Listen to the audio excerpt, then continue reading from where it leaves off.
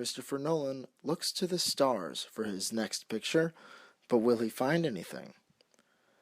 Interstellar, starring Matthew McConaughey and Anne Hathaway, is set in the near future, where a plague has set events in motion that demand humans to find another home. Nolan has been a director, some would say the director, still concerned with displaying awe and mystery in film, though I do believe those people have forgotten about Brad Bird, Alfonso Cuarón, and Joss Whedon. His movies, from Memento on, have all dealt with secrecy, fear, deception, and most recently, time. I am a big Nolan fan. Memento and Inception are pleasurable head-scratchers, and The Dark Knight is one of the most engrossing superhero experiences I've had at the theater. But I've always considered his finest film to be The Prestige, the tale of two battling magicians in 18th century America, which successfully blends his cerebral puzzles with human emotion. Now, there is a distinct lack of emotion in Nolan's films. His concepts are so large that they eat up a lot of his potential screen time. Interstellar was a script being developed for Steven Spielberg, which makes sense. The script has the sentiment of a Spielberg film, but unfortunately, I don't believe sentiment to be one of Nolan's strengths.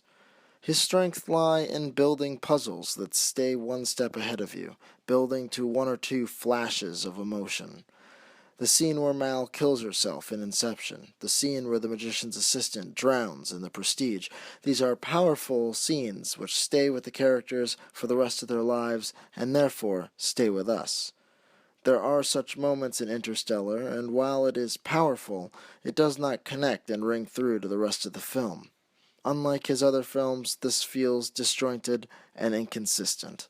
There's supposed to be an increasing food shortage, but while there is plenty of dust, the people do not seem to be going hungry. Matt Damon makes a welcome cameo, and while I am happy to see an astronaut who doesn't quite live up to his hype, unlike the saintly George Clooney in Gravity, I just felt there wasn't clear motivation for his actions besides the fact that the plot demanded it.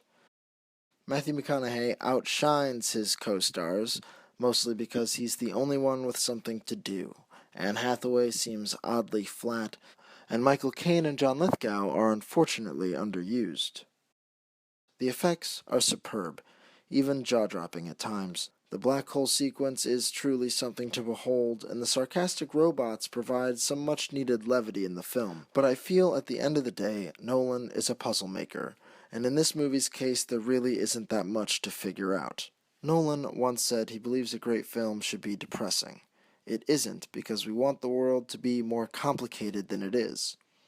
I've always believed the world to be a very complicated place, and that a great movie is one that inspires hope, despite the overwhelming complications of life. This movie, a movie that is about the infinite power of love, about the inner strength of the human spirit, about our ability to reach beyond what even we believe we are capable of, didn't leave me very hopeful, and I see that as a failing. Perhaps the IMAX visuals will make it worth the price of admission, but I'm worried about a trend that lets studios make large films with empty hearts simply because we have to see the graphics that they used. I demand more from my films than bright flashing lights and spectacle, so I give Interstellar a see it if you have to.